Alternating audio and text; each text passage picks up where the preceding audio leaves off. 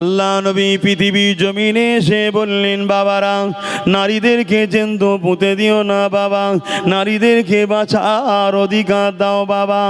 এ যুবকেরা, তরুণেরা, বাপেরা, মানুষরা বলতে লাগলো, এ মোহাম্মদ তুমি আমাদের কাছে বড় হয়েছো, ছোটবেলা থেকে তোমাকে খুব ভদ্র দেখেছি, খুব সভ্য দেখেছি, কখনো ফিতনায় জড়াও না, কখনো নোংরা কথা বলো না, কখনো ফালতু কথা বলো না, কোনো সারাবি মজলিসে বসো না, কোনো খারাপ জায়গাতে তুমি উঠা বসা করো না। মোহাম্মদ তোমার মতো মানুষ হতে পারে না, তবে তুমি নারীদের পক্ষে যে আওয়াজ তুলেছ এটাকে আমরা মেনে নিতে পারলাম না।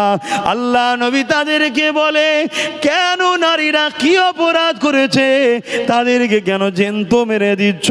যিনি পুত্র সন্তান দেয় সেই মালিকই তো নারী সন্তান দেয়। এই দুনিয়া জমিনে কোনো একটা ঘরের পুত্র সন্তানের সঙ্গে তোমার ঘরের কন্যা সন্তানের নেকাহ হবে, তাদের দুজনের মিলনের মাধ্যমে আবার তোমাদের মতো মানুষ তৈরি হবে। এটাই তো প্রভুর ইচ্ছা, এটাই তো স্রষ্টা মালিকের ইচ্ছা। কেন কন্যাগুলোকে মেরে দিচ্ছ তোমরা? ওই সময় তারা বলেছিল, এ মুহাম্মদ নারীরা হলো অশুভ, নারীরা কল্যাণ নিয়ে আসতে পারে না, নারীর বাবাদের মাথা হ্যাট হয়ে থাকে। আজকেও আমরা দেখেছি কোনো বিয়ে বাড়িতে গেলে কন্যার বাবার মাথাটা হ্যাট হয়ে থাকে, পুত্রের বাবার বুকটা ফুলে থাকে।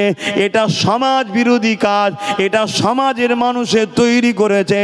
ইসলাম এখানে নারীর বাপ হওয়ার জন্য তার মাথা হ্যাট হয়ে থাকবে তা নয়। উপরন্তু আমায় যদি জিজ্ঞাসা করো, আমি বলবো নারী এত মর্যাদার জিনিস, হুজুর নারীর বাবারই বুক ফুলিয়ে রাখা দরকার। আল্লাহ পায়া তো মহান, তোমাকে আমাকে দুটো চোখ দিয়েছে, যদি দুটো চোখ না দিত এই জমিন আসমান কায়নাতকে দেখতে পেতাম না। তোমাকে আমাকে দুটো চোখ যদি না দিত মা বাপকে দেখতে পেতাম না। তোমাকে আমাকে দুটো চোখ যদি না দিত নিজের মাতৃভূমির বসবাসকারী ভাইগুলোকে বোনগুলোকে দেখতে পেতাম না। তোমাকে আমাকে মালিক যদি দুটো চোখ না দিত মহান আল্লাহ পাকের কুদরত গুণ দেখতে পেতাম না। আল্লাহ পাক বড় দয়া করে তোমাকে আমাকে দুটো চোখ দিয়েছে, দিয়ে জমিনে পাঠিয়ে বলেছে, এ আমার বান্দারে, আমার দিয়া চোখ দিয়ে তুই সব দেখবি, কিন্তু যেগুলো দেখতে আমি নিষেধ করছি ওগুলোর দিকে তাকাবি না। এ বান্দারে, এই চোখ দিয়ে গরিবের কষ্ট দেখ, এই চোখ দিয়ে মা বাপের দিকে দেখ, এই চোখ দিয়ে তুই অসহায় সাহায্য করার জন্যে দেখ, এই চোখ দিয়ে হালাল খাদ্যর দিকে দেখ, এই চোখ দিয়ে হালাল ইনকামের দিকে দেখ, এই চোখ দিয়ে আমার কুদরতের দিকে তাকা। ওরে আমার বান্দা বান্দি রে, আমি আল্লাহ তোকে এই নিয়ামতটা দিয়েছি, এটা ওই দিকে দিবি না যে দিকে দিলে আমি আল্লাহ নারাজ হব। কিন্তু দুঃখের বিষয়, আজ আমার ঘরের ছেলেরা তারা দুনিয়া লোভ লালসায় পড়ে বা পশ্চিমা দুনিয়াদের ষড়যন্ত্রের শিকার হয়ে এই দুটো চোখ আল্লাহ দিওয়া কান বাত্রা যাত্রা ফানসার এবং বিহায়া চরিত্রহীন নারীদের দিকে আজ আমাদের ছেলেরা তাকাও। এটা তোমার আমার জন্যে বড় অন্যায়। এই জন্যে তোমাকে আমাকে তওবা করা দরকার, আল্লাহর কাছে সাহায্য চাওয়া দরকার। নাচেত কিয়ামতের দিনে এই চোখ যিনি দিয়েছে তিনি অবশ্যই কিন্তু এর হিসাবটা নেবে। এমনি এমনি দেয়নি, হিসাব নেবে। এক একটা চোখে 26,000 কোটি করে ক্যামেরা আছে, এই 13,000 কোটি করে 26,000 কোটি ক্যামেরা আছে। কটায় আজান হবে? কটায় আজান হবে? আর জামাত আচ্ছা আসেন। তাহলে এক একটা চোখে কটা করে ক্যামেরা আছে? 13,000। জোরে বলেন লেন্স কটা করে আছে? 13,000 কোটি। শোনেন, আপনার মালিককে চেনেন, কার পিছনে ছোটেন, কার কাছে হাত পাতেন? সেই মহান স্রষ্টা ছাড়া কারো কাছে হাত পাতবেন না। সেই সৃষ্টিকর্তা ছাড়া কারো কাছে মাথা নত করবেন না, সেই সৃষ্টিকর্তা ছাড়া কারো দাস দাসী আপনারা নয়, এটা মাথায় রাখেন। আর যদি তিনাকে ভুলে গিয়ে তুমি ইদর উদর করো, দুনিয়া তোমাকে যেমন করে খুশি খরচ করবে, ব্যবহার করবে। আজ যেটা তোমার আমার দশা হচ্ছে, যে যা খুশি করে নিচ্ছে তোমাকে আমাকে নিয়ে। 13,000 কোটি 13,000 কোটি, দুটো চোখে ক্যামেরার লেন্স আছে, একটার সঙ্গে আর একটার কোনো কানেকশান নাই। এই ছোট্ট মেমোরিতে ঢুকবে না। 8 GB মেমোরিতে যদি 100 জিবির কোনো ভিডিও যদি সেটা ফরওয়ার্ড করা হয়, 8 GB কি লোড নেবে মনে হয়? সেটা হ্যাং করবেই, কি করবে না? করবে না। তা আমার আল্লাহর কুদরত এই ছোট্ট মেমোরিতে ঢোকে না। শোনো, দিলে বিশ্বাস রাখো সেই মালিকের ওপরে, যিনি সামান্য পানি থেকে তোমাকে আমাকে বানিয়েছে। বাপের শরীরের রস, বাপের শরীরের রস, সামান্য একটু পানি মায়ের শরীরে গেছে বাপের শরীরের মাধ্যম দিয়ে, ভেবে দেখো। আর তোমার আমার মতো ওই রসের মধ্যে কয়েক কোটি স্পাম থাকে, ছোট্ট ছোট্ট। তোমার আমার মতো যেগুলো খালি চোখে দেখা যায় না। বড় বড় সব বিজ্ঞানীরা এখন রিসার্চ করার জন্য বড় বড় টেলিস্কোপ, বড় বড় মেশিন তৈরি করেছে, তা দিয়ে দেখছে। কিন্তু আমি বিজ্ঞানীর কথা তোমায় শোনাতে এসিনি, আমি শোনাতে এসেছি কালামুল্লাহ, কোরআনের কথা। আর ওই কোরআনের বাস্তব হলো মোহাম্মদ রসুল্লাহ, তিনার কথা শোনাচ্ছি। জোরে বলুন সুবহানাল্লাহ। বিজ্ঞান যত রিসার্চ করে তত বিজ্ঞানী বলে কোরআন সত্য, রসুল সত্য। জোরে বলুন সুবহানাল্লাহ। কথা বুঝে আসছে? আলহামদুলিল্লাহ বলুন। তো সেই জায়গায় তোমার আমার মতো ছোট্ট ছোট্ট স্পাম কোটি কোটি থাকে বাপের শরীরের ওই রসের মধ্যে, পানির মধ্যে, যেটা সবাই স্বপ্ন দেখে মায়ের রেহেমে যাবে, কিন্তু সবাইকে মালিক মেরে দেয়। একজনকে বাঁচিয়েছিল, যার নাম আব্বাস সিদ্দিকী। একজনকে বাঁচিয়েছে, যেটা তুমি। একজনকে বাঁচিয়েছে, যেটা আমার মুরব্বী বাপ, আপনি। আপনার বাপের শরীর থেকে আপনি মায়ের রেহেমে ঢুকতে পেরেছেন। এটা মালিকের বড় দয়া, বড় এহসান, যে আমি তোকে বাঁচাবো, তোকে আমার বান্দা করে দুনিয়ায় পাঠাবো।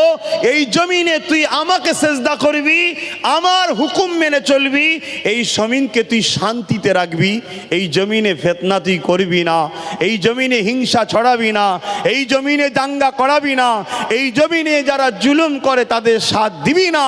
এই বড় কুদরতি আশা নিয়ে মালিক তোমাকে আমাকে বানিয়েছে। আজ তুমি আমি কি করছি জমিনের উপরে? তোমার আমার অত্যাচারে অবেলা পশুগুলো আজকে অতিষ্ঠ, তোমার আমার অত্যাচারে শিশু শিশু বাচ্চাগুলো আজকে অতিষ্ঠ। এই রিসেন্ট এক মিডিয়ায় দেখছিলাম, মা হয়ে তার নিজের 11 মাসের বাচ্চাকে ঘরের মধ্যে রেখে তালা মেরে আর কি বলবো, ফুর্তি করতে চলে গেছে 10 দিন ধরে। 11 মাসের বাচ্চা 10 দিন।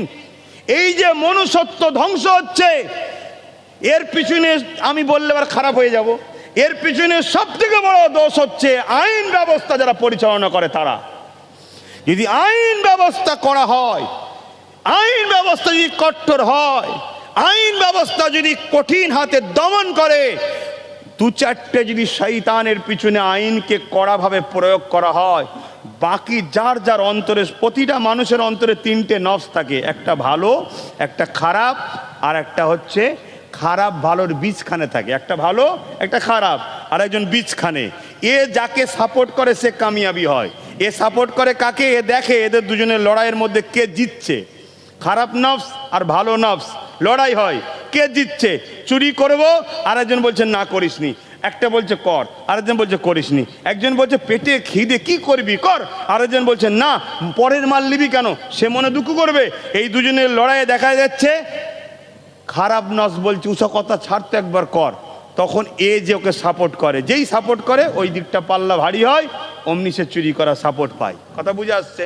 যদি 2-4টেকে ধরে উপযুক্ত শাস্তি দেওয়া হয়, যার যার অন্তরে খারাপ নফস আছে, মানে খারাপের পাল্লা ভারী হচ্ছে, ওই শাস্তির ভয়ে খারাপ নফস আর লড়ালড়ি করবেন, ওখানে চুপ করে বসে থাকবে। কিন্তু বললেই বলবে আব্বাস সিদ্দিকী উনি অন্য সাইডের কথা বলছে। আরে হাকিকত কি অপরাধ ওই বাচ্চাটার, কি অপরাধ? আজকে অনেক সময় দেখা যায় কুকুরের মুখে মানুষের বাচ্চা, দেখা যায় না, দেয় না? পলিথিনে প্যাকিং করা, কঠিন রোদে গত পরশুদিন দেখছিলাম বাচ্চা পড়ে আছে। কি অপরাধ ওই বাচ্চার? তুমি আমি শয়তানি খেয়ালে কিছু আনন্দ ফুর্তির জন্য অবৈধ সম্পর্ক তৈরি করলাম, আর সেই সম্পর্কের জন্য তুমি আমি পাপী। একটা ফসল মালিক দিল তোমার আমার দোষের কারণে, আর সেই বাচ্চাটাকে আজকে এইভাবে মরতে হচ্ছে। উচিত যদি মনে হয় তোমরা পাপ করেছো, দুজন মর্গে যা না, দুজন মর্গে যা, একটা বাচ্চাকে কেন নষ্ট করছো? একটা মানুষ, তার ভেতরে একটা জান আছে। সৃষ্টিকর্তা তুমি আমি একে অপরকে জানা ভালোবাসি, মনে রাখবে সৃষ্টিকর্তা কিন্তু তোমাকে আমাকে আরো বেশি ভালোবাসে। জোরে বলুন সুবহানাল্লাহ। একটা মা তার বাচ্চাকে জানা ভালোবাসে, সৃষ্টিকর্তা তিনার সৃষ্টিকে আরো বেশি ভালোবাসে। কেন? তিনি তৈরি করছে, তিনি তৈরি করছে। আমি একটা কিছু করলাম, তুমি যদি ভেঙে দাও আমার ভালো লাগবে? বলো। তাই মানুষ তৈরি যিনি করেছেন, এই জায়গায় তো আমার রসুল বলেছেন যে কোনো ধর্মের হোক, অন্য ধর্মের মানুষের ওপরেও তুমি যদি জুলুম করো, তুমি মাথায় রেখে দিও তুমি তোমার সৃষ্টিকর্তার উপরে, সৃষ্টিকর্তা সৃষ্টির উপরে জুলুম করছো। সে কি ধর্ম পালন করে ওটা তোমার জানার বিষয় নয়। ওর কৈফিয়ত নিবার মালিক তিনি, তিনি মালিক, তিনি খাওয়ায়, তিনি পড়ায়, তিনি বাঁচিয়ে রেখেছে। অতএব তিনার সৃষ্টিকে তিনি যখন খাওয়াচ্ছে, সে কোন ধর্মের তিনি বিচার করবে। তোমার আমার বিচারের দায়িত্ব নয়। তোমার আমার বিচার হচ্ছে নিজের কাজ নিজেকে করো, নিজের ডিউটি নিজে করো। আমি কি করে ভালো হব, আমি কি করে মালিককে রাজি করব, আমার ব্যবহারে কোনো মানুষ না কষ্ট পায়, আমার আখলাকে সমাজ যেন অসন্তুষ্ট না হয়, আমার দ্বারা সমাজে যেন ক্ষতি না হয়, আমি কারোর উপর জুলুম করব না। আমি এক মালিক আমার রবকে দাসত্ব করব। দুনিয়ায় কে কি করছে না করছে আমার দেখার দরকার নাই। আমি মেসেজ দেবো রব একজন, তিনি হলেন আল্লাহ। লিল্লাহি মা ফিস সামাওয়াতি ওয়া মা ফিল আরদ, জমিন আসমানের একজন সৃষ্টিকর্তা, তিনি হলেন আল্লাহ। নেবে কি নেবে না তার ব্যাপার, জবাব তিনি নেবে। আমার ক্ষমতা নাই কারো কলার ধরে বলার, বল আল্লাহ। এ ক্ষমতা ইসলাম আমাকে দেয়নি। যদি করি আমি জালিমের খাতায় নাম উঠবে, আমাকে জাহান্নামে যেতে হবে। আমার মালিক আমার এই কাজে খুশি নয়। জোরে বলুন সুবহানাল্লাহ। আমার কথা আপনারা বুঝতে পারছেন? তাহলে আজকে বলুন আমরা মনুষ্যত্ব থেকে কত খারাপ দিকে চলে যাচ্ছি, কত খারাপ দিকে চলে যাচ্ছি। এমনও জায়গায় দেখা যায়, এমনও দেখা যায় বাচ্চা ছেলে, ওটা তো খাবার রেখে দিয়ে, মানে তাকে রেখে দিয়ে মেরেছে, এটা তো বললাম। এমনও দেখা যায় যেরকম ছোট ছোট বাচ্চাকে গলা টিপে মেরে দিচ্ছে, দেখা যায় না, যায় না? কি অবস্থা! এটা যেমন গেল কিছুদিন আগে আপনারা দেখেছিলেন কি জানি না, একটা ওই বাঁদর বা হনুমান হবে, এভাবে চোখের পানি দিয়ে ক্ষমা চাইছে, এভাবে হাত জোর করে ক্ষমা চাইছে। কেন? মানুষ এত নিকৃষ্ট হয়ে গেছে, ব্যবসার লোভে, বড় লোক খাবার লোভে হনুমানগুলোকে পর্যন্ত ধরে জবাই করে কেটে খাবারের সঙ্গে খাইয়ে দিচ্ছে। মানুষ কত খারাপ হয়ে যাচ্ছে দেখছেন। আবার জাহিলিয়াত যুগ আসছে। মনে রাখবেন, যখনই মানুষ পাপের দিকে চলে যায়, যখনই মানুষ খারাপের দিকে চলে যায়, যখনই পৃথিবীর জমিনে অশান্তি দাবানল জ্বলে ওঠে, এই পৃথিবীকে শান্ত করার জন্য, মানুষগুলোকে সঠিক রাস্তা দেখাবার জন্য মহান সৃষ্টিকর্তা যুগে যুগে নবী রাসূল পয়গম্বর পথ প্রদর্শক মেসেঞ্জার আওতাদের ঘরে পাঠিয়ে থাকে, এবং তিনারা আসমানি কিতাব থেকে মানুষ দিগকে শিক্ষা দিয়ে থাকেন।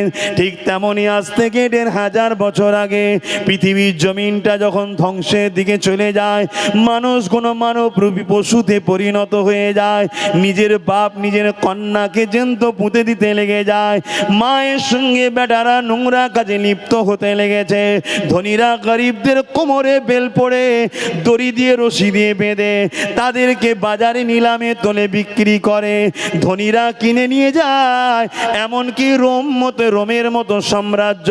তৎকালীন সময় আজ যেমন আমেরিকা নিজেকে দাদা বলে, তখন পৃথিবীর দাদা ছিল রোম। ১,৫০০ বছর আগের কথা বলছি। তখন দেখা যায় সেই জায়গাতে গরিবের ঘরে, ছেলেদের ঘরে এমন করে বড় বড় স্টেডিয়াম গ্যালারি তৈরি করে সেখানে গরিবের ছেলেদের ঘরে ছেড়ে দেওয়া হয়। অপর দিক দিয়ে বাঘের খাঁচা খুলে দেওয়া হয়। বাঘের সঙ্গে নাচারে যান বাড়া যাওয়ার জন্য ওই গরিবের ছেলেগুলো কুস্তি লড়তে লাগে। কিন্তু কতক্ষণ পারবে, ওই বাঘের থাবাতে গরিবের ছেলেটা মারা যায়। আর সম্ভ্রান্তর নামে, এমন করে ভিআইপির নামে গ্যালারিতে বসে থাকা ওই মানবরূপী পশুগুলো হাততালি দিয়ে আর মজা নিতে লাগে। এ যুবকেরা, তরুণেরা, বাপেরা, এই ছিল পৃথিবীর চরিত্র। এত ধ্বংসের দিকে চলে গেছিল, এই পৃথিবীতে অশান্তি ভরে গিয়েছিল। এই পৃথিবীকে বাঁচাবার জন্য মহান স্রষ্টা রব্বুল আলামিন, সর্বকালে সর্বশ্রেষ্ঠ সহিংসা, দোনোজাহানের সুলতান নবী মুহাম্মদ রাসূলুল্লাহকে পৃথিবীর মানুষ দিগকে সত্য, সভ্যতা, ইনসাফ, ইনসানিয়াতের রাস্তা দেখাবার জন্য এই জমিনে পাঠিয়েছিলেন। আরো জোরে বলুন সুবহান। তিনি এসেছেন, এসে ছোটবেলায় মক্কায় আগমন করেছেন। মক্কা তেনার মাতৃভূমি। মক্কা আমার রাসূলুল্লাহর কি বলুন বলুন মাতৃভূমি। আর আমাদের মাতৃভূমি জোরে বলুন মহান ভারত। কি বলবেন? মহান ভারত। কেন মহান? সারে জাহাঁ সে আচ্ছা হিন্দুস্তান হামারা। কেন সারা জাহানের থেকে হিন্দুস্তান আমাদের আচ্ছা হবে না, ভালো হবে না? শোনেন, হিন্দুস্তান হলো আমাদের বাপের দেশ। জোরে বলুন সুবহানাল্লাহ।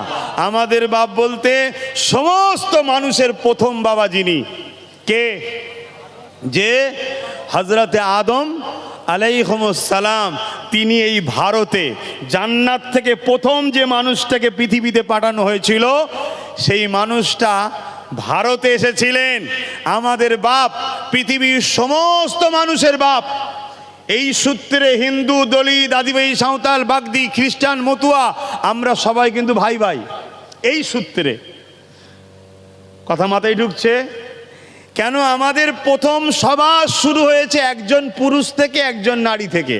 সৃষ্টিকর্তা প্রথম একটা পুরুষ বানায় আর একটা নারী বানায়, তাদের দুজনের মাধ্যম দিয়ে মানুষ তৈরি করেছে। এই সিস্টেম আজও চলে যাচ্ছে। কথা বুঝে আসছে? সেই প্রথম বাবা আব্বু, তিনি এসেছেন ভারতে, আমার মহান ভারতে। এটা হলো তিনার প্রথম কদম পড়েছে এবং ডাইরেক্ট জান্নাতের সঙ্গে ভারতের রিলেশন। জোরে বলুন সুবহানাল্লাহ। আজকে সেই দেশের দিকে তো আমাদের কোনো খেয়ালই নাই। আমাদের খেয়াল শুধু পেটের দিকে। হারাম হোক আর হালাল হোক দেখা নেই, যাই হোক লিয়াই খেয়েলি, লিয়াই খেয়েলি। একটু দেশের দিকে খেয়াল করো কি হচ্ছে দেখো। তো যাক, আমি অধিকার বেশি বলবো না, আবার অসুবিধে হতে পারে অনেকের। আমি জানি আমার ধর্মে অসুবিধে নেই, এখন মানুষের তো অসুবিধে হচ্ছে, বিশেষ করে আমার কমের অসুবিধে হচ্ছে। অন্য কোনো ধর্মের লোকের অসুবিধা হয় না আমার বক্তব্যই। যত সমস্যা আমার কমের। আর আমি আজ এটাও বলে যাই, ইতিহাস যদি পড়া না থাকে পড়ো। যুগে যুগে আমার কমে সবচেয়ে বড় ক্ষতি করেছে একদল মুনাফেক মুসলমানরা।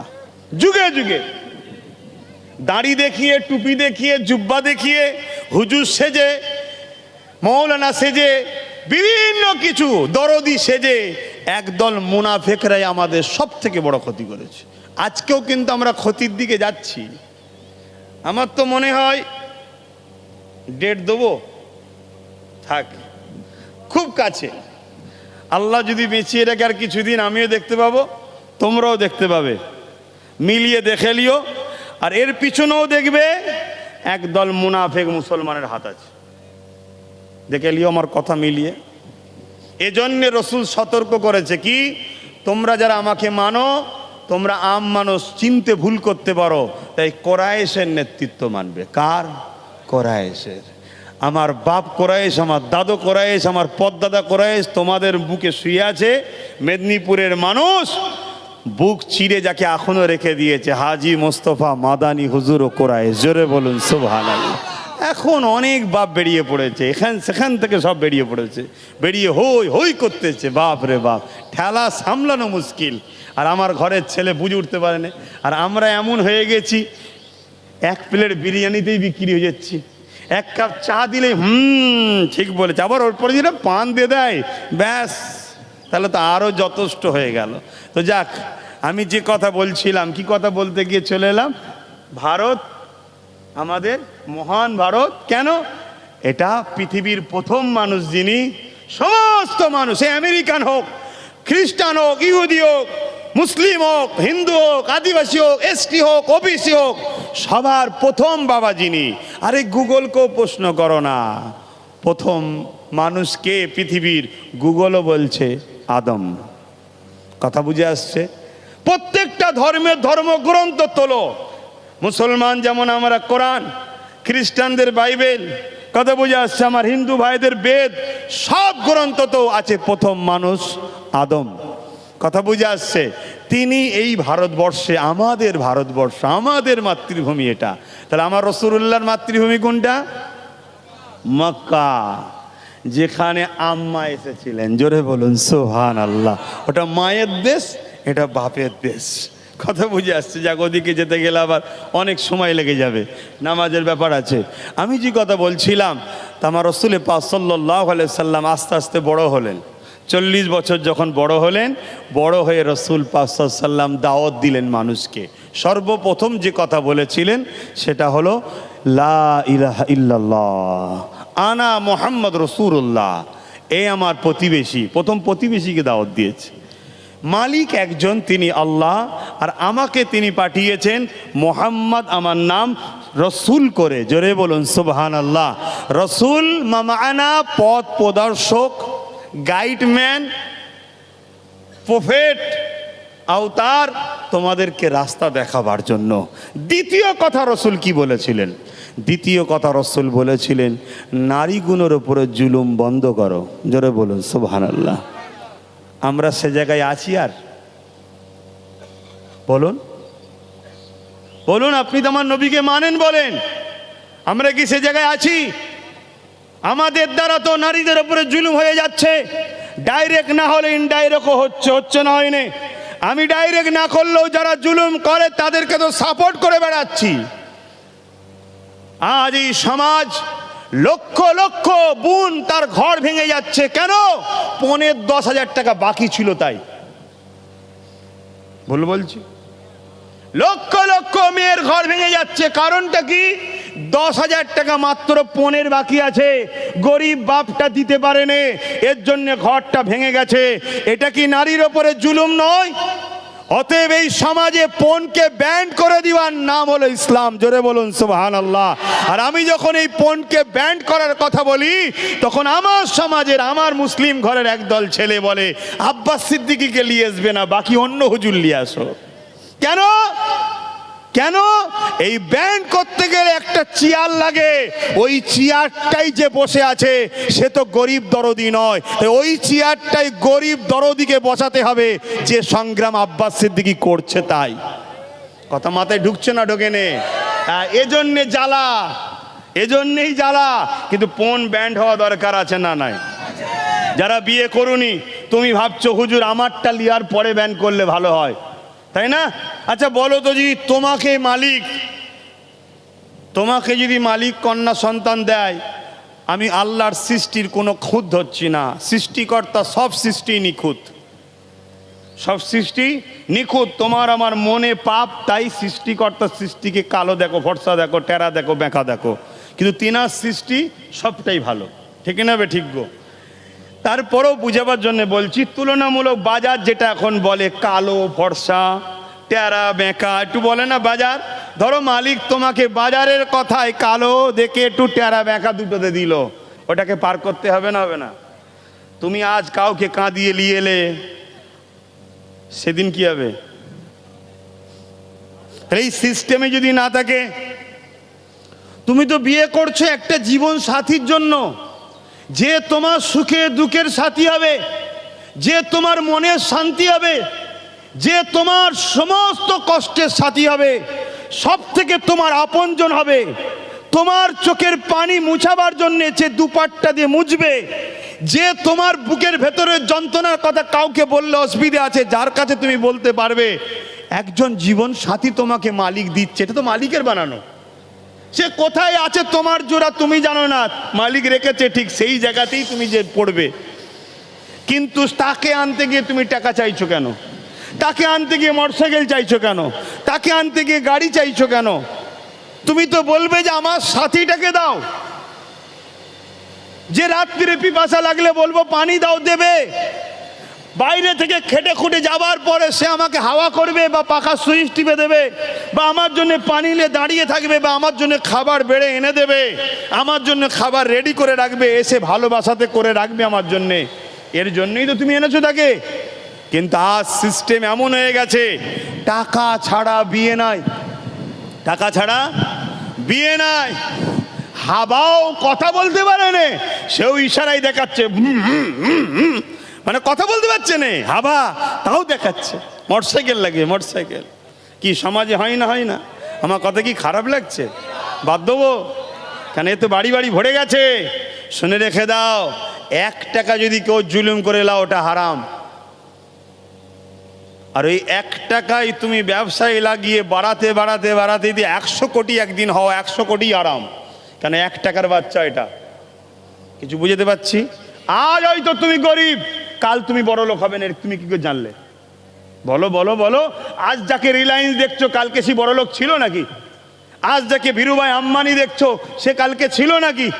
আজ যাকে কি বলে টাটা দেখছো, কাল তার পূর্বপুরুষ যেদিন শুরু করেছিল সে তো একদিন গরিবই ছিল। কাল তুমি বড় লোক হবেন এর কি মানে আছে? কিন্তু গরিবকে লুটে যদি সেই পয়সায় তুমি বড় লোক হও, কাল তুমি বড় লোক হওয়ার পরে হজ করার শখ গেছে, তুমি কোন পয়সায় হজ করবে? আর ওই পয়সায় তুমি হজ করে হয়তো দুনিয়ার লোকের কাছে বলবে, হাজি সাহেব, তোমাকে দেখলে লোক সালাম দেবে, আসসালামু আলাইকুম, হাজি সাহেব ভালো আছেন, এই হাজি সাহেব এসছে বসতে দে, হাজি সাহেব চেয়ার দে। কিন্তু তোমার পয়সাটা কি পৃথিবীর কেউ না জানো, আল্লাহ জানে না? জানে না? বলো দেখিন, কিয়ামতের দিনে এই হাজি জান্নাত যাবে? এবার এইরকম যদি ওয়াজ হয়, আমার দাওয়াত এই সমাজে আর থাকবে কেন? এই সংখ্যা তো বেশি, এই সংখ্যা তো বেশি। আর এই সংখ্যায় ফতোয়া দেয়, এই সংখ্যায় ফতোয়া দেয় যে আব্বাস সিদ্দিকীর মাহফিলে শত সব ইয়ং ছেলে প্যান্ট শার্ট পরা, গুটকা খায়, টুপি নেই, এইগুলো ওর মাহফিলে বেশি। ও ধর্ম কি বোঝে? কথাটা ঠিকই বলেছেন, আমি ধর্ম বেশি বুঝি না। তবে মনে রাখবেন, যার মাথায় টুপি আছে তাকে তো গিয়ে লাভ নেই, সে তো টুপি পরে আছে। যার কাছে প্যান্ট শার্ট পরে আছে, যার কাছে পায়জামা পাঞ্জাবি আছে, তার কাছে সময় দেওয়ার দরকার নেই, ও তো আছে।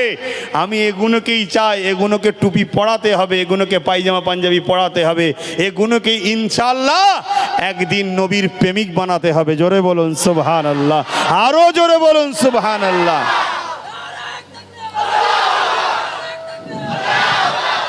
কিন্তু ভাইয়েরা আমার, আমি ব্যক্তিগত কাউকে আক্রমণ করছি বলুন? কারণ নাম ধরে বলেছি অমুক হাজি সুদ খেয়েছে বলেছি?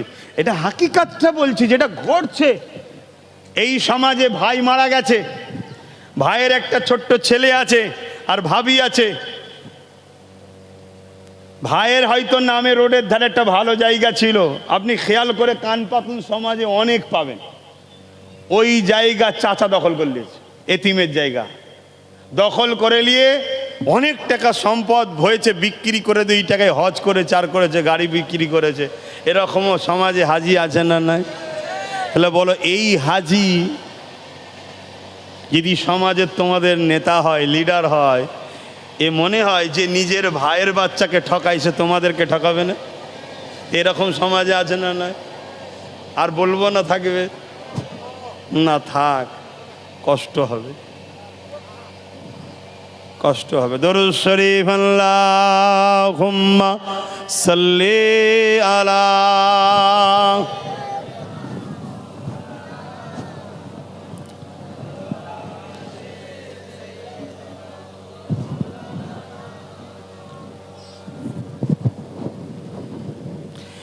एक मैं ही नहीं उन पर कुर्बान ज़माना है, एक मैं नहीं उन पर कुर्बान ज़माना है, एक मैं नहीं उन पर कुर्बान ज़माना है, कि मैं नहीं उन पर कुर्बान ज़माना है, जो रब दो आलम का, जो रब दो आलम का महबूब यगाना है, एक मैं नहीं उन पर कुर्बान ज़माना है।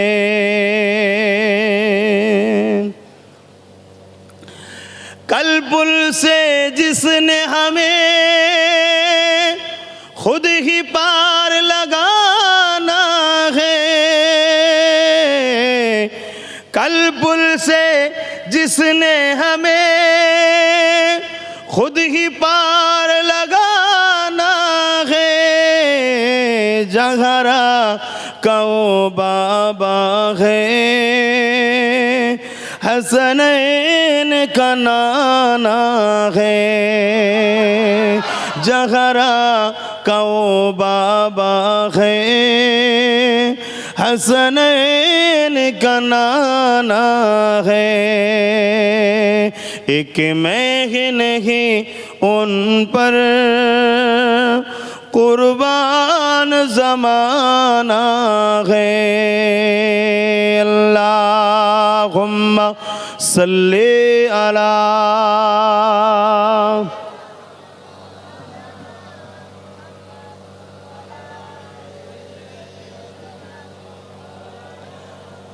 আমার বাপজানেরা ভাইরা মনে রাখবেন, হক্কুল্লাহ আর হক্কুন নাস। হক্কুল্লাহ আল্লাহর হক, অর্থাৎ নামাজ, রোজা, হজ, এর মধ্যে যদিও কিছু ভুলভ্রান্তি হয়ে যায় আল্লাহ বড় দয়ালু, তিনি বলেছেন আমি মাফ করে দেবো। জোরে বলুন সুবহানাল্লাহ। আর হক্কুন নাস মানুষের হক, মা বাপের হক, স্ত্রীর হক, ছেলের হক, পাড়া প্রতিবেশীর হক, আবার মানুষে হক, মনুষ্যত্ব যাকে বলা হয়, এও একটা হক আছে। চোখের সামনে দেখছো তোমার পাশের বাড়ি একজন অমুসলিম ভাই ক্ষুধার্ত, খেতে পাচ্ছে না, একটা হক আছে না নাই? তোমাকে মালিক দিয়েছে, ও অমুসলিম বলে ঘৃণা করলে হবে না, ও মানুষ, ওকে দিতে হবে খাবারের নাম ইসলাম। জোরে বলুন সুবহানাল্লাহ। যদি এই হকে তোমার ভুল হয়ে যায়, কিয়ামতের দিন কিন্তু ওই ব্যক্তি যতক্ষণ না মাফ করবে আল্লাহ তোমায় মাফ করবে না। কারো নিয়ে নেওয়া, কারো মেরে নেওয়া, কারো কেড়ে নেওয়া, সে যদি মাফ না করে আল্লাহ মাফ করবে না। এগুলো মাথায় রাখো। আল্লাহ নবী পৃথিবী জমিনে এসে বললেন, বাবারা নারীদেরকে জ্যান্ত পুঁতে দিও না বাবা, নারীদেরকে বাঁচার অধিকার দাও বাবা। এ যুবকেরা, তরুণেরা, বাপেরা, মানুষরা বলতে লাগলো, এ মোহাম্মদ তুমি আমাদের কাছে বড় হয়েছো, ছোটবেলা থেকে তোমাকে খুব ভদ্র দেখেছি, খুব সভ্য দেখেছি, কখনো ফিতনায় জড়াও না, কখনো নোংরা কথা বলো না, কখনো ফালতু কথা বলো না, কোনো সারাবি মজলিসে বসো না, কোনো খারাপ জায়গাতে তুমি উঠা বসা করো না। মোহাম্মদ তোমার মতো মানুষ হতে পারে না, তবে তুমি নারীদের পক্ষে যে আওয়াজ তুলেছ এটাকে আমরা মেনে নিতে পারলাম না। আল্লাহ নবী তাদেরকে বলে, কেন নারীরা কি অপরাধ করেছে, তাদেরকে কেন জ্যান্ত মেরে দিচ্ছ? যিনি পুত্র সন্তান দেয় সেই মালিকই তো নারী সন্তান দেয়। এই দুনিয়া জমিনে কোন কোনো একটা ঘরের পুত্র সন্তানের সঙ্গে তোমার ঘরের কন্যা সন্তানের নেকাহ হবে, তাদের দুজনের মিলনের মাধ্যমে আবার তোমাদের মতো মানুষ তৈরি হবে। এটাই তো প্রভুর ইচ্ছা, এটাই তো স্রষ্টা মালিকের ইচ্ছা। কেন কন্যাগুলোকে মেরে দিচ্ছ তোমরা? ওই সময় তারা বলেছিল, হে মুহাম্মদ, নারীরা হলো অশুভ, নারীরা কল্যাণ নিয়ে আসতে পারে না, নারীর বাবাদের মাথা হ্যাট হয়ে থাকে। আজকেও আমরা দেখেছি কোনো বিয়ে বাড়িতে গেলে কন্যার বাবার মাথাটা হ্যাট হয়ে থাকে, পুত্রের বাবার বুকটা ফুলে থাকে। এটা সমাজ বিরোধী কাজ, এটা সমাজের মানুষের তৈরি করেছে। ইসলাম এখানে নারীর বাপ হওয়ার জন্য তার মাথা হ্যাট হয়ে থাকবে তা নয়। উপরন্তু আমায় যদি জিজ্ঞাসা করো, আমি বলবো নারী এত মর্যাদার জিনিস, হুজুর নারীর বাবারই বুক ফুলিয়ে রাখা দরকার। তুমি যদি আমায় বলো, আমি বলবো। কিন্তু আজকে সমাজের সিস্টেম এমন হয়ে গেছে, নারীর বাবার মাথা হ্যাট হয়ে থাকে না, থাকে না। সেই সময়ে এরকম অন্ধকার ছিল, এর থেকে আরো মারাত্মক ছিল। আমরা ওই মারাত্মকের দিকে যাচ্ছি, অলরেডি শুরু হয়ে গেছে। এই মারাত্মকটা যখন চরম শিখরে পৌঁছে যাবে, তখন পৃথিবী ধ্বংস হবে। কেন? আর নবী আসবে না, আর প্রফেট, আর মেসেঞ্জার, আর আওতার, আর রসুল আসবে না। শুনছো যুবকরা? তাহলে এই পৃথিবীকে নিজের হাতে যদি ধ্বংস করতে চাও, নিজেদের ভবিষ্যৎ, নিজেদের ধ্বংস যদি নিজেরা ডেকে আনতে চাও, তাহলে চালাও, আরো পাপ করো, তাহলে হু হু করে আজাব আসবে। কথা বুঝে আসছে? এরকম বড় বড় পানির সাথে পড়বে, বুঝতে পারছেন কি? হ্যাঁ, এখানে পড়বে, ওইখান দিয়ে বেরিয়ে যাবে, বুঝতে পারছো? হ্যাঁ, হাসির কিছু নাই, বাস্তব বাস্তব। তুমি বাড়ি করে রেখেছো, ভাবছো ঢালাইয়ের তলায় ঢুকবে, এত বড় একটা পড়বে, ঢালাই ভেঙে তোর মাথায় পড়বে। পারবে? বলো। দুবাই, দুবাই পৃথিবীর শ্রেষ্ঠ ধনী দেশ, শোনোনি কি হলো কিছুদিন আগে? একতলা পর্যন্ত পানি, এত ঝড় তুফান, এক একটা গাড়ির দাম 100 কোটি 150 কোটি। একটা গাড়ির দাম রে, জীবনে সারা জীবন হয়তো আব্বাস সিদ্দিকী স্বপ্নও কোনোদিন দেখবে কি জানিনি যে 100 কোটি টাকা ঘাঁটছি আমি। এরকম কোনোদিন স্বপ্ন দেখবো কি ঠিক নেই। এত টাকা, 100 কোটি চারটিখানি ব্যাপার নাকি? হ্যাঁ, তাদের একটা গাড়ির দাম 100 কোটি, আর এরকম হয়তো 2-10টা বাড়িতে আছে। এত ধনী তারা সবাই। এমন খোদার মার হলো যেখানে নদী নালাও নাই, একতলা পর্যন্ত পানি, গাড়ির স্রোতে ভেসে যাচ্ছে, কোটি কোটি টাকা। খোদার মার দেখেছেন? অথচ যদি 100, 200, 1000 কোটি যদি প্যালেস্তাইনকে দিত, এই মারটা হতো না মনে হয়। এ তো খোদার মার। প্যালেস্তাইনবাসী বাচ্চাদের বদুয়া। মুসলিম দেশগুলোর উপরে গজব হচ্ছে, দেখেন আরব ডুবছে, আবার আরব ডুবছে। আপনি কি অখুশি নাকি? না, আমি অখুশি নই। আমার আল্লাহর ফাইসাল্লাহ কখনো ভুল হতে পারে না। এটা আমাদের কর্মের ফল, আমাদের কর্মের ফল। ডুবছে ফ্রান্স, ডুবছে ব্রাজিল, ডুবছে। আপনি ভাববেন ডুবছে ডুবুক, আমি ডুববই না, আমার ওপরে খোদার মার আসছে। দাঁড়াও দেখো, কেন আমার নবী বলে গেছে, হযরতে ইউসুফ আলাইহিস সালামের সময় যে খরা দেখা দিয়েছিল, আমার উম্মত দুনিয়ার শেষের একটা বড় আলামত, কিয়ামতের খরা আসবে। পৃথিবীর যদি 70% ডুবেই যায়, তাহলে চাষ কি করে হবে? তুমি যদি বলো আমার দেশে তো প্রচুর চাষ হয়, তোমার দেশে যা চাষ হয়, তোমার দেশের মানুষ যদি খায় 1 বছরে যাবে না। কথা মাথায় ঢুকছে?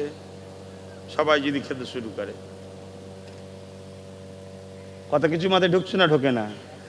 একটা দেশ আর একটা দেশে রপ্তানি হয়, এটা ওই দেশে বেশি হয়, এ দেশে এটা বেশি হয়। কথা বুঝে আসছে?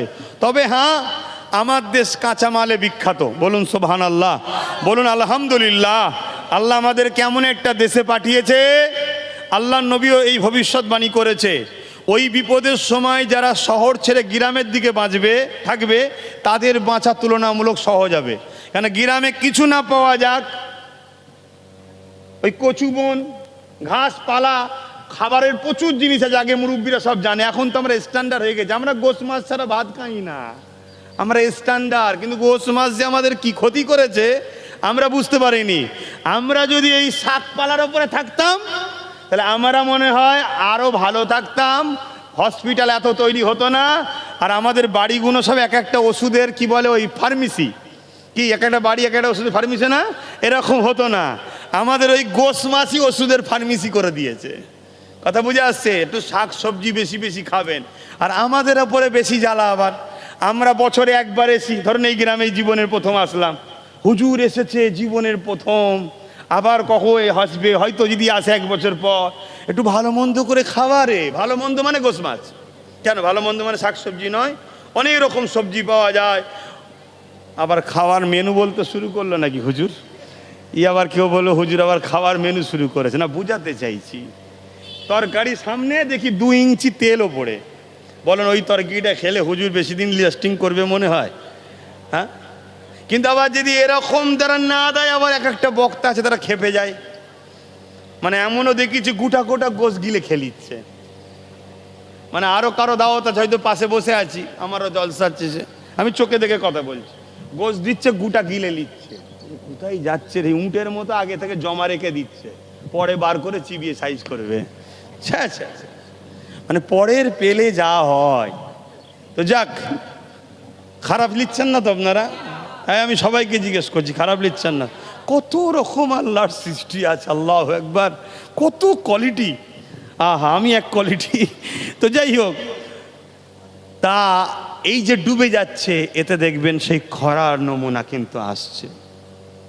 এই সময় কি করতে হবে, রসুলে পাক সব ভবিষ্যৎবাণী করে দিয়েছে, কিন্তু ওটা আম সমাজে আমি বলতে পারবো না। কেন, আম সমাজে বলে দিলে আবার সেই বড় লোকগুলোই বাঁচবে, গরিবগুলো মরবে। এই ফাঁসাতে বড় লোকগুলো মরবে, গরিবরা বাঁচুক। কেন, হাকিকাতে এই বিপদের সময় বড় লোকরাই সবচেয়ে বেশি ফাঁসবে। যদি বলেন কেমন করে, ইট তার খাওয়া যায় না, গাড়ি তো আর খাওয়া যায় না, খেতে গেলে কি লাগে, ওই শাক সবজি চাল আলু পেঁয়াজি লাগে। ওটা কোথায় হয় ভাই বলুন? ও তো গ্রামগঞ্জ। আর এইগুলো যারা করে তারা কারা, বড় লোক না গরিব? কিন্তু রসুল কিছু ভবিষ্যৎবাণী করে গেছে, ওই ভবিষ্যৎবাণী আমভাবে আমি বলতে চাইছি না, এটা খাস কথা, খাসভাবে বলবো। কথা বুঝে আসছে?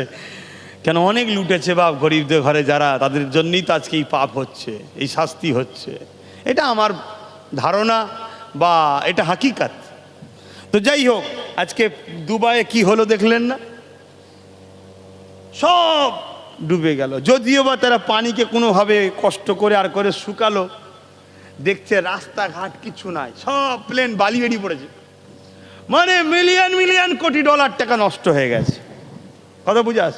নতুন করে আবার যদিও বা তারা উঠে দাঁড়াবার জন্য প্রচুর টাকা, তাদের প্রচুর টাকা, প্রচুর টাকা। হয়তো ভাবছে কেউ কেউ, তাহলে আমার দেশের থেকেও ধনী নাকি, ভাবতে পারে। শুনে রাখো, আমার দেশ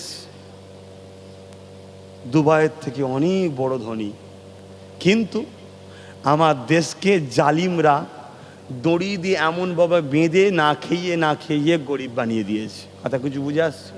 আর আমার দেশকে সোনার দেশ বলা হয়। পৃথিবীর 4 ভাগ যদি সম্পদ করা হয়, 1 ভাগ সম্পদ ভারতবর্ষে ছিল, আজও অনেকটা আছে, কিন্তু বারবার লুটা হয়েছে আমার দেশকে। কথা বুঝে আসছে? 200 বছর ইংরেজ লুটেছে, এখন এর চেয়ে বেশি কিছু বলতে গেলে আবার সমস্যা আছে, এখনো লুটা চলছে। বুঝে আসছে? সব লুটেলে পালাচ্ছে, দেশটাকে শেষ করে দিচ্ছে। কথা বুঝে আসছে? তা আমার দেশ কিন্তু গরিব নয়। আমি একটা প্রোগ্রাম দেখেছিলাম, সেই প্রোগ্রামে একজন সিএ, যারা দেশের অর্থনীতিলে যারা দেখাশোনা করে, ভারতবর্ষের শুধু রেলের ইনকাম, রেল যে চলে না, যে যাচ্ছে, এই রেলের ইনকাম ভারতবর্ষের যা হয়, ওতে ভারতবর্ষের হাফ চলে। শুনছেন? আর 3টে জিনিসের সম্পদের ইনকাম ভারতবর্ষের যা ইনকাম হয়, প্রত্যেকটা ভারতীয় নাগরিকের মাথা পিছু 40 লক্ষ করে টাকা বছরে পাবে। কত লক্ষ? 40 লক্ষ। এই মাইক এলাকার মাইক চালাতে হবে না, বসে বসে কত পাবে বছরে? প্রত্যেকটা ভারতীয়, সে 150 কোটি হোক, 120 কোটি হোক, আর 140 কোটি হোক, এত টাকা। এবার আপনি ভাববেন, আপনি জলসা করতে এসে কথা বলছেন কেন? এর নামও ইসলাম। যদি বলেন কি করে, ওই বলেছিলাম না নবীর মাতৃভূমি কোনটা? মক্কা। নবী মক্কাকে ভালোবেসেছে, নবী যেটা করেছে সেটা আমাদের জন্য করা কি সুন্নাহ। অতএব আমাদেরকে নবী শিখিয়েছে, আমি যেমন আমার মাতৃভূমিকে ভালোবাসছো, আমার মান্যওয়ালারা তোমরা তোমাদের মাতৃভূমিকে ভালোবাসবে। তাই আমার মাতৃভূমি মহান ভারতকে ভালোবাসা আমাদের জন্য পুণ্যের কাজ, নেকির কাজ, এটা একটা ধর্মেরও কাজ। জোরে বলুন সুবহানাল্লাহ। হ্যাঁ, বড় পাওয়ারের সাথে বলছি, পৃথিবীর সব মুফতি মাওলানা পীর সাহেব এক জায়গায় করো, আমার কথাকে কেটে দিক করো। আজ থেকে 7-8 বছর ধরে লোক আমার পিছনে লেগে আছে, আজ পর্যন্ত কোনোদিন কেউ কোনো জায়গায় সামনাসামনি ফতোয়া দিয়ে আমাকে দমাতে পেরেছে দেখেছে? আল্লাহ শুকর করে বলছি, এটা আল্লাহর পক্ষ থেকে হচ্ছে, আমার মুখ দিয়ে আল্লাহ বলিয়ে দিচ্ছে। নিজের দেশকে ভালোবাসো, এটাও একটা নেকির কাজ। তাহলে এই জন্যে আমি যাকে সজাগ করছি যে আজকে আমার দেশের গরিব বাড়ছে। গরিব বাড়লে কি বাড়বে? ক্ষুধার্ত বাড়বে। ক্ষুধার্ত বাড়লে কি বাড়বে? চুরি বাড়বে। চুরি বাড়লে কি বাড়বে? খুন বাড়বে। কেন? চুরি করতে গিয়ে ধরা যেই পড়ে যাবে, দেখে ফেলেছে রে, মেরে দে। আর যখনই খুন বাড়বে তখন সমাজ বিরোধী, তাহলে দেশটা তখন কি হবে? তাহলে নিজের মাতৃভূমি ধ্বংস হয়ে যাচ্ছে, আর আমি হুজুর মসজিদে গিয়ে আল্লাহ আল্লাহ আল্লাহ আল্লাহ আল্লাহ, এর নাম ইসলাম নয়।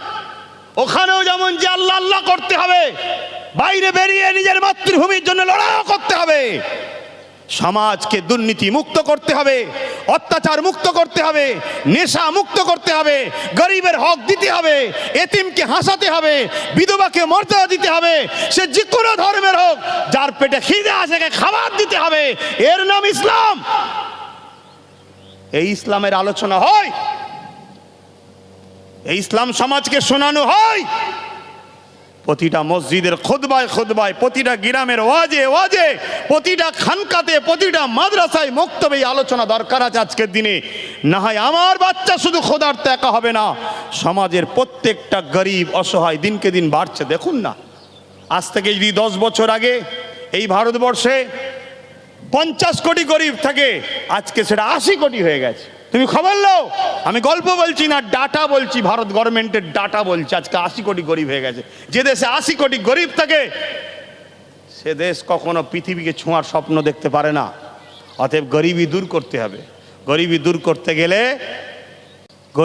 করতে গেলে দুটো জিনিস দরকার।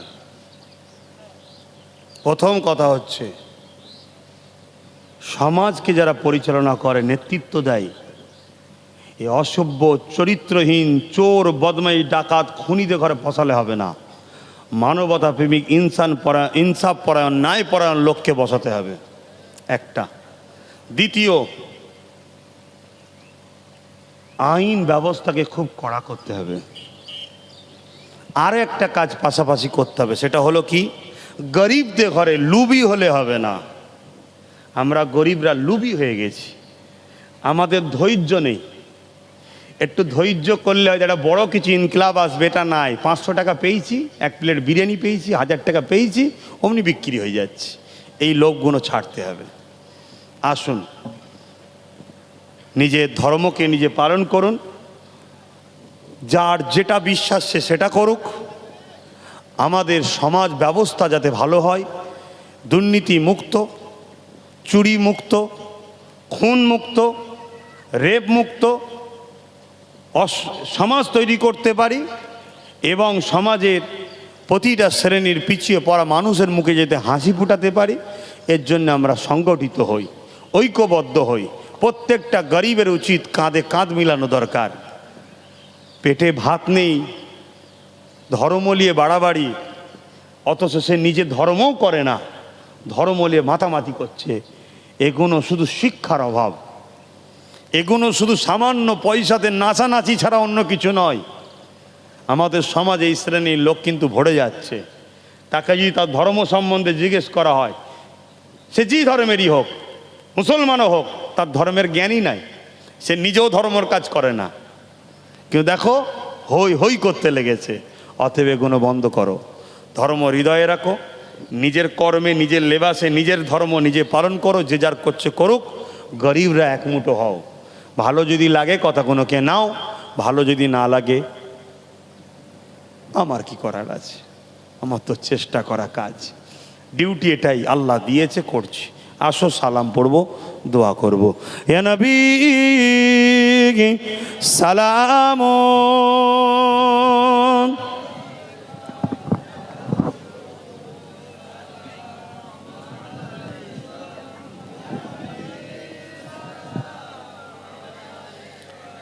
দেখো না সালামের সময় যদি একটু সব লেগে যেতে পারো, দেখো না একটু মজলিসটা দেখতে ভালো লাগবে, দেখো না একটু যদি আসতে পারো, কাদা ফাদা ডিঙে যে পড়ে পড়ে যাওনি আবার কাদাতে, সালামের সময়টা যদি এক জায়গায় হতে পারো। আর যদি আমার কথায় ব্যথা ব্যথা পেয়ে থাকো তাহলে দূরেই থাকো, আর কি করব।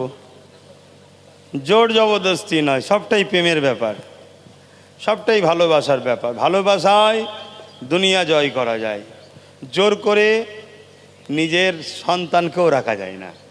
রাখা যায় কি? হ্যাঁ। তাহলে আল বদর আলাইনা মিন শানিয়াতিল ওয়াদাই ওয়াজাবা শুকরু আলাইনা মাদাগা লিল্লাহ আহিদাই। ইয়া নবী সালাম, ইয়া রাসূল সালাম, ইয়া হাবিব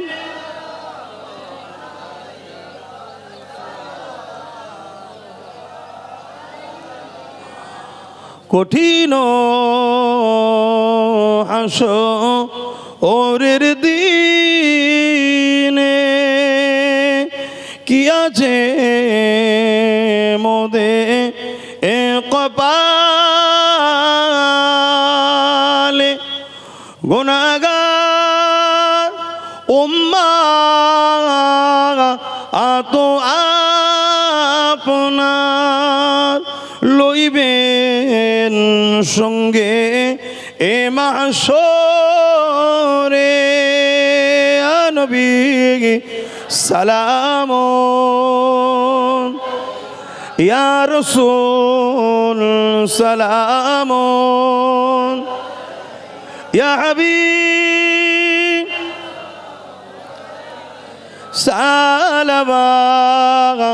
সালাওয়াতুল্লাহ। সকলে গেছো।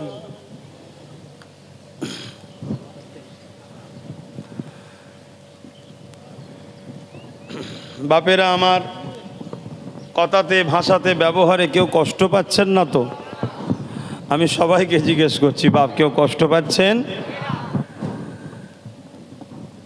আমি আশা রাখতে পারি আপনার এলাকায় প্রথম এলেও সম্পর্ক আল্লাহকারে মোজাদ্দেদ জামান দাদা হুজুরের খাতিরে সেদিকে খেয়াল করে আমাকে ভালোবাসেন আপনারা, তাই তো নাকি? কারা কারা ভালোবাসেন একটু হাত তুলে দেখাবেন। আলহামদুলিল্লাহ। আমি দুটো কথা আপনাদের কাছে শেয়ার করব, ভালোবাসার মানুষের কাছে জিজ্ঞেস করব। আমার পরিবারে যদি কোনো ভাইকে আমি ডাক্তার বানাই, কোনো ভাইকে যদি জজ বানাই, উকিল বানাই, আপনাদের কোনো আপত্তি আছে? এটা আপনাদের জন্য লাভ হবে না লস হবে? কারণ আমার ভাই ডাক্তার হলে আপনি আমাকে যদি ভালোবাসেন, ডাক্তারকে যদি নাও পায় আমাকে তো শুক্রবারে পাবেন। আমার ভাই জজ হলে তাকে যদি নাও পান আমাকে তো শুক্রবার দিন পাবেন। আমার ভাই যদি আইপিএস অফিসার হয় তাকে যদি নাও পান ডিউটিতে থাকবে, আমাকে তো শুক্রবারে দরবারে পাবেন। আপনার সমস্যা আমাকে গিয়ে বলবেন, আমি তাকে দিয়ে বলিয়ে করিয়ে দেবো। এতে আপনাদের লাভ না লস? ঠিক তেমনই আমার ভাই যদি রাজনীতির নেতা হয় আপনাদের আপত্তি আছে? আমি আমার একটা ভাইকে রাজনীতি করতে নেবেছি, নওশাদ সিদ্দিকী, জানেন তো ইসলামে কি নিষেধ আছে? সে যদি আল্লাহ করে চেষ্টা করে করে একদিন যদি ভালো জায়গায় পৌঁছায়, আপনাদের কিছু হলে আমায় বলবেন, আমি তাকে দিয়ে করিয়ে দেবো। কেন? তার আমি বড়, অবশ্যই সে আমাকে সম্মান করে, শ্রদ্ধা করে, আমি যা বলবো সে কথা রাখে। এই একটা আলোচনা করলাম, তাহলে আমি কিছু ভুল করিনি তো? দ্বিতীয় নম্বর কথা, যদি কারো ভাতে বা খাবারে বিষ মিশিয়ে দেয়, কারো ভাতে যদি বিষ দেয়, তারও ট্রিটমেন্ট আছে না নাই? কাউকে যদি সাপে কামড়ায়, সেই বিষের ট্রিটমেন্ট আছে না নাই? কুকুরে কামড়ায়, বিষের ট্রিটমেন্ট আছে না নাই? কিন্তু কারো যদি কানে বিষ দেওয়া হয়, কথা বলুন, কথা বলুন। আগে ছিল দুটো দুশ্মন আমার, আমি জানি তারাও দুশ্মন ছিল, কিন্তু তারপরও বৃহৎ স্বার্থে দুশ্মনকে বন্ধু বলতে হয়েছিল। মানে আমি বলিনি, অনেকে বলেছে, সবার কথাটা আমাকেও মানতে বাধ্য হয়েছে। আশা করছি বুঝতে পারছেন, কেন আমি প্রথম থেকেই জানি, কিন্তু তারপরেও বুঝাচ্ছি। কিন্তু এখন রসুনের মাথাগুলো আলাদা হলো, পাচাটা কিন্তু এক জায়গায় থাকে। অতএব চারিদিকেই চার দুশ্মন বাড়ি বাড়ি বাড়ি বাড়ি গিয়ে কানে বিষ দিচ্ছে। কে বলছে এই বিষ আছে, কে বলছে ওই বিষ আছে, কে বলছে এই বিষ আছে, কেউ বলছে ওই বিষ আছে, কে বলছে এর সাথে লিয়েছে, কেউ বলছে ওর থেকে লিয়েছে, কে বলছে এর সাথে সেটিং, কে বলছে ওর সাথে ঠেকিং। মনে রাখবেন, সব কটা শয়তান। এরা জীবনে কোনোদিন গরিবদের ঘরে উঠতে দেয়নি, আর দেবে না। এদের লক্ষ্য সেই একটাই, সাদা কালারে হোক আর লাল কালারে হোক আর কালো কালারে হোক আর ব্লু কালারে হোক আর গেরুয়া কালারে হোক, এদের খানদানের ছেলে যেন মাথায় থাকে আর বাকি সব যেন গোলাম থাকে। এ কথা মাথায় ঢুকছে না? ঢোকে না। অতএব যে কোনো ধর্মেরই হোক, যারা গরিব অসহায়, সবাই এক মুঠো হও, সবাই এক মুঠো হও। যদি ভালো চাও, কথাটা মাথায় রেখো, না হয় পরিস্থিতি আগামী দিন খুব খারাপ। শেষ কথা, কেউ কষ্ট পেলেন? কেউ কষ্ট পেলেন? প্রতি শুক্রবার দিন দরবারে থাকি, যাবেন। আরও কিছু জানার থাকে ডাইরেক্ট জিজ্ঞাসা করবেন, কথাবার্তা হবে। আমারও কিছু বলার থাকলে বলবো। এটা মেন রাস্তা না, কি বলেন তো? প্রচুর গাড়ি যাচ্ছে, প্রচুর। কোথায় যাচ্ছে এদিকে? ও খড়গপুর হয়ে বোম্বাই, বাপ রে বাপ। আর এদিকে হাওড়া। যাই হোক, আল্লাহ আমাকে নিয়ে আসলেন, গুটি কতক কথা বললাম। শেষ করছি। 5 ওয়াক্ত নামাজ পড়বেন, 1 মাস রোজা রাখবেন, বাপ মার খেদমত করবেন, হালাল খাবেন, হারাম থেকে দূরে থাকবেন। লোভে পাপ, পাপে মৃত্যু। দেশকে ভালোবাসবেন। দেশবাসী হিসাবে যত ধর্মের মানুষ বসবাস করছে, সবাই আপনার ভারতীয়, আপনারা সবাই ভাই ভাই। দেশবাসী, দেশবাসী হিসাবে মিলেমিশে থাকবেন। ওর ধর্ম, তার উৎসব সে করবে। আপনার ধর্ম, আপনার উৎসব আপনি করবেন। ধর্ম যার, উৎসব তার, দেশ সবার। ধর্ম যার, উৎসব তার, দেশ সবার। কেউ যদি বলে, এর বিভ্রান্তিতে খপ্পরে পা দেবেন না। কোনো জায়গায় যদি আগুন ধরে, ছুটে যাবেন না, আপনি আগুনে পুড়ে যাবেন। আগে দেখুন কেন আগুন ধরেছে, নিভাবার চেষ্টাটা প্রথম করুন। নিভাবার পরে ঠান্ডা মাথায় বসুন, আগুনটা কে ধরালো না তার বিচার করুন। আর আপনি যদি সেখানে ছুটে যান, আগুন আরও বাড়বে, দেখা যাবে কি হবে, ওই আগুনে আপনি পুড়ে মরবেন। যদি বুঝার হয় বুঝে নিন, বুঝার হয় বুঝে নিন। মনে রাখবেন, মসজিদ আল্লাহর ঘর, মাদ্রাসা নবীর ঘর, অবশ্যই আমাদের জানের থেকে দামি। আর সেই আল্লাহ মানুষকে খুন করে খোদার ঘর মসজিদ মাদ্রাসাটা করার নাম ইসলাম নয়। হ্যাঁ, কেউ যদি তোমার মসজিদ মাদ্রাসায় আঘাত দেয়, আমি বললাম ঠান্ডা মূল জায়গাটা ধরুন, কে আঘাত দিচ্ছে, কোন আঘাত, কোন পাওয়ারে আঘাত দিচ্ছে, কোন জোরে আঘাত দিচ্ছে, কেন দিচ্ছে, কি, এ সব বার করে ওর সামনে তুলে ফেলে দিন, দেখবেন সমাজ ঠিক হবে। আর না হয় আপনি ক জায়গায় সমস্যা মিটাতে যাবে, আপনি পুড়ে মরবেন। কথা কিছু মাথায় ঢুকছে? হ্যাঁ, এটা বিরাট কান্ত চলছে। ইতিহাসের একটা কথা বলে যাচ্ছি, যে ভারতবর্ষ ব্রিটিশ করতো, ওই ব্রিটিশরা এর মধ্যে একটা কথা ছড়িয়েছিল, প্রত্যেকটা ভারতবর্ষে একটা কথা ছড়িয়েছিল, কি এনফিল্ড রাইফেলের টুটাটা দেওয়া হয়, ওই টুটাটায় কি আছে? আপনারা পড়েছেন? কে পড়েছেন একটু হাত তুলে দেখেন।